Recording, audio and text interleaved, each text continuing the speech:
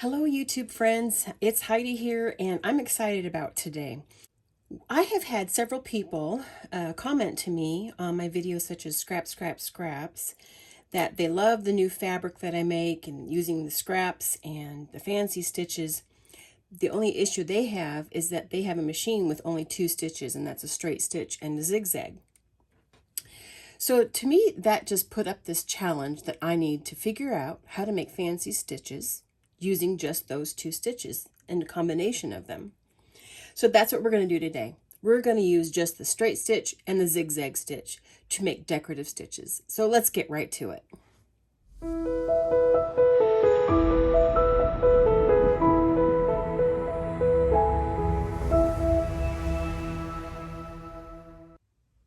I first wanted to show you this, just a very small scrap sampler of different pieces of fabric that I stitched together and then did some fancy stitches over it. Just using some beautiful threads and the combination of the zigzag and straight stitch, we can come up with some really fun things.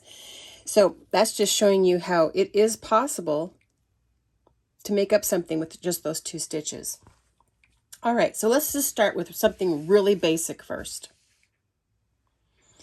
I have my little quilt sandwich here, my cotton fabric on top with the batting underneath. And I'm just using a 90-14 needle, and it doesn't matter what threads you're using. Use whatever you've got or buy fancy threads that are for your machine. And we're going to go ahead and start with some really basic stitches first. And I'm going to make that straight stitch the length of 4.0. I just turn my piece and get ready to come back on that because I'm going to do a few stitches along the same initial stitch line. So now I'm going to change my needle, or excuse me, I'm going to change my settings on my machine. I'm going to change to a zigzag stitch, and I'm going to decrease the stitch width all the way down to a 0.5 millimeter, 0.5. Let's make the length short. Let's do a 2.8. So what I'm going to do now is I have on my foot, you will see, I have little red lines. And I'm going to take this red line and follow my straight stitch.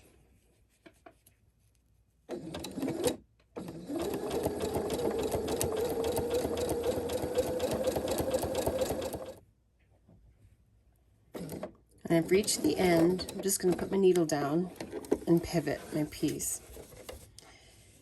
Now you can see along one side, on the left side of that straight stitch, I have a very tiny little zigzag stitch. What that kind of gives the appearance of is a lacy edge, which I love that.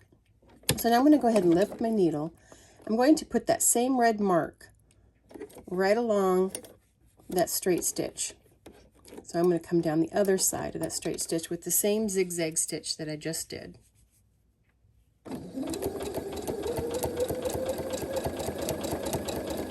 Take a look at it. So I think that's a really pretty scalloped edge stitch. It's simple, but it's beautiful. And you can play with your threads. I mean, you can change. Center could be one color and your outside one's different colors. Play with it. There's so many variations that you can do. So I've changed my settings. My zigzag stitch is what I'm using at a 3.0 stitch width, and the length is 3.4. So I'm going to go ahead and make that first stitch.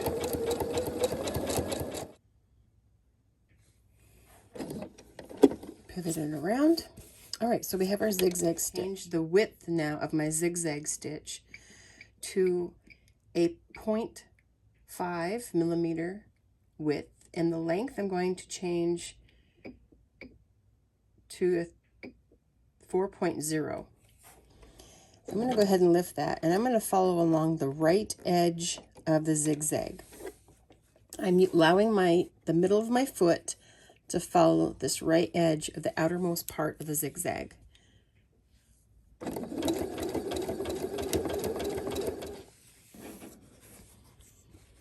Okay, So let's just go down the other side with a different stitch length. Let's decrease our stitch length down to a 2.6. I'm going to lift my needle and move over and follow the same right edge of the zigzag.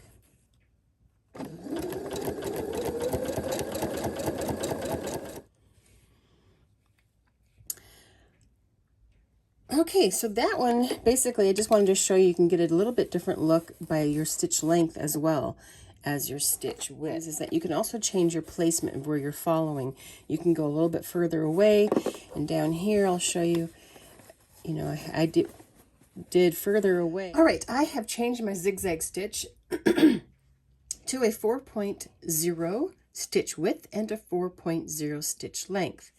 This is going to give me a very loose zigzag, and I'll go ahead and do that. So pretty much like we did this one, I'm going to do the same thing here, but I'm just showing you how the different widths and stitch lengths really change it out, the look. So I've changed my zigzag stitch now down to a 0.5 stitch width. I've kept the 4.0 stitch length. And I'm going to go ahead and again right along the right side of that. All right, done that side. Now we'll do the second side. Okay, you can see it's pretty much the same as that, but a little looser looking. I'm going to come down one side of this a second time with a very narrow zigzag stitch, but I have increased the zigzag stitch to a 1.0, decrease the stitch length to a 3.4. And I'm just going to come down alongside this tiny zigzag stitch on this edge, just outside of it.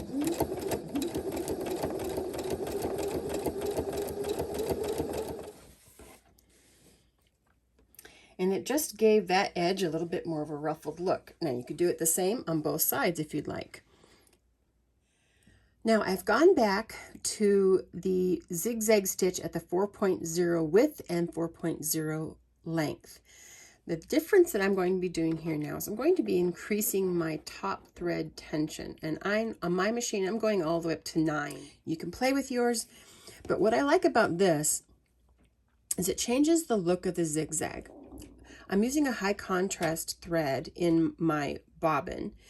So one thing that's going to happen is you're going to see that contrast thread popping up and that color showing. Also, instead of being a V stitch, the zigzag being a V stitch, it's going to appear more like a Y stitch. So I'll go ahead and do that. Before I finish this stitch over here, I want to do it again with the same tension. And so all I did was I decreased my stitch length to a 2.8, but everything else is the same. I'm going to go ahead and do that now. I wanted to show you with that. By decreasing the stitch length, the bottom thread actually gets pulled up even more. So there is a lot more of that Y shape happening, and a lot more of the black is showing.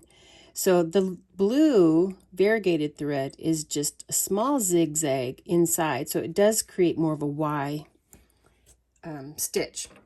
So what I'm going to go ahead and do now is put my tension back to normal setting. I'm going to decrease my zigzag down to a 0.5 stitch width to a 3.2 stitch length. And I always like to work down the right side of the zigzag, but I'm going to go ahead and give this that kind of, ruffled edge. I'm going to go ahead and increase the stitch length for this side of the zigzag to 4.2 and the stitch width at 1.0. Just want to show you how the different looks. Just a very small variation.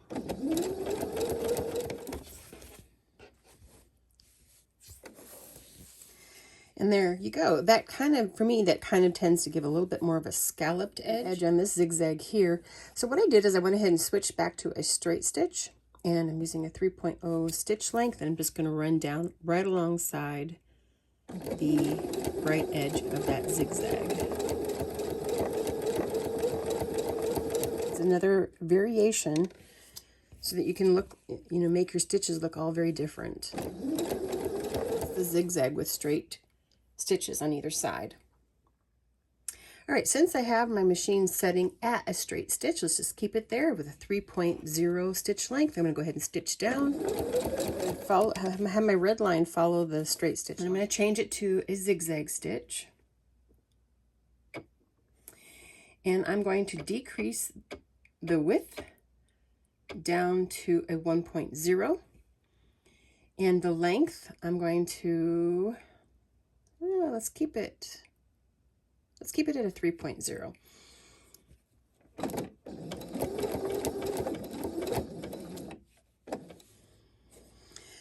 I'm going to come down this side, the left side of the zigzag stitch, and I've changed my stitch length to a 4.0. It's still at a 1.0 stitch width. Now what I have here is my red mark on my foot that's on the right side is going to follow the inside of this zigzag. So what I'm trying to do is bring the end close to that without being too far away. So I'm doing the zigzag just on one side of that initial straight stitch.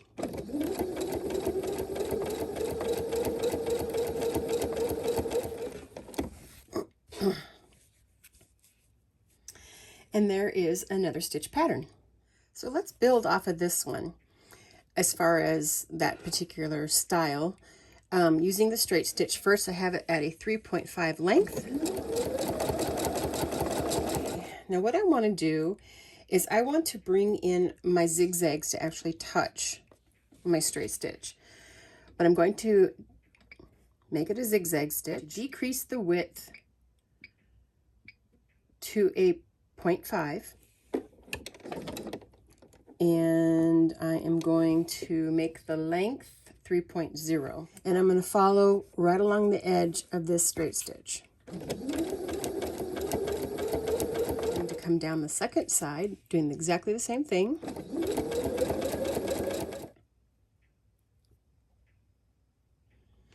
Now you could stop there, or you could take it a little bit further. And let's increase our stitch width to a 1.0, but increase our stitch length to like a 4.6, something like that. And I'm going to, let me just try here a little bit. There we go. Yeah, I got my red line following my straight stitch, and that'll make my zigzag just touch my first zigzag.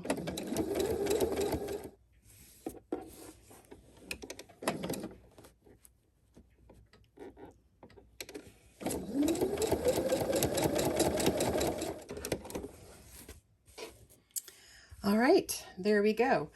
Now again, I'm using just one color of thread, so get creative with your thread color. Start thinking that, oh my gosh, these are going to take forever because there's so many passes, but let me tell you that actually the zigzag and straight stitch are so much faster than a lot of our fancier stitches that we have on our machines. Sometimes it takes a very long time for these complex patterns to get sewn across, and doing the zigzag and straight stitches is actually much faster.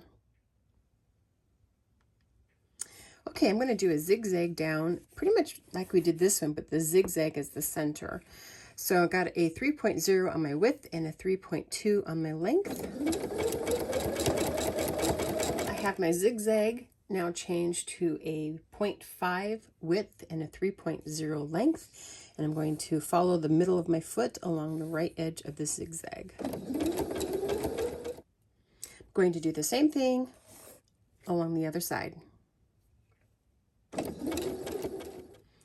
I've increased my stitch width to 1.0 and my stitch length is 3.8. I'm going to come on just the right side of this first zigzag that's touching the wide zigzag. That makes sense. Outermost edge.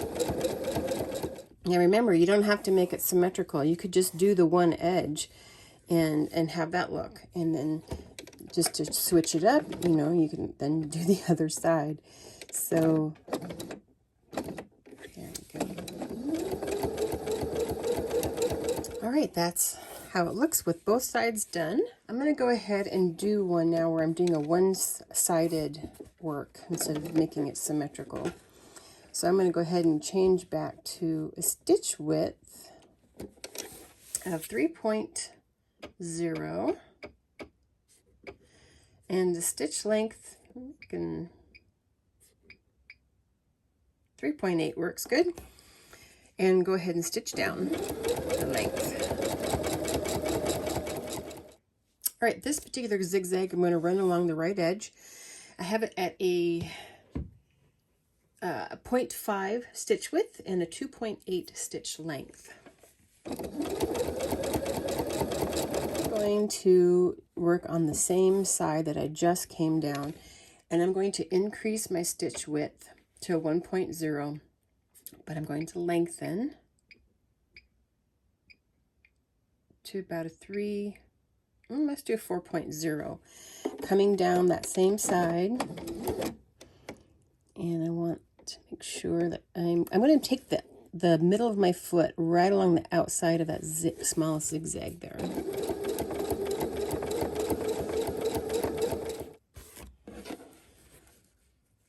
Okay, and that's just a different look that you can get by changing widths, lengths, everything. There's so much you can do, and obviously even more different looks just by using different color threads. All right, I've gone back to the straight stitch, and I have my length at a 3.5. Go ahead and do the length of the piece. All right, I've switched to the zigzag stitch. My width is 1.0, my length is 3.2. I'm going to follow just to the right side of that straight stitch.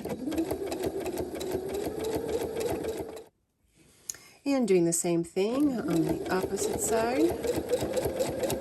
Our scallops. I'm going to go ahead and decrease my stitch width to a 0.5, and then I'm going to lengthen that stitch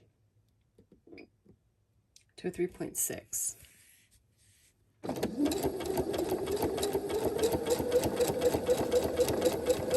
Again, you don't have to make it symmetrical. You could just do one side, but I'll go ahead and do the second side. And there we go, both sides done. Got a little bit close down in here where I can't really tell the two lines are different, but anyway, there's that one. Go back to something very simple again, and just by doing a large zigzag, let's make it a 4.0 stitch width. I'm going to increase the length to about a 4.4.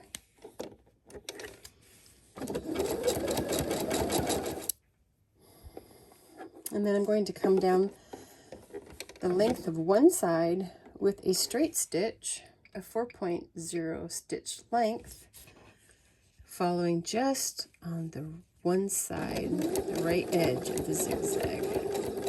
And use different thread colors.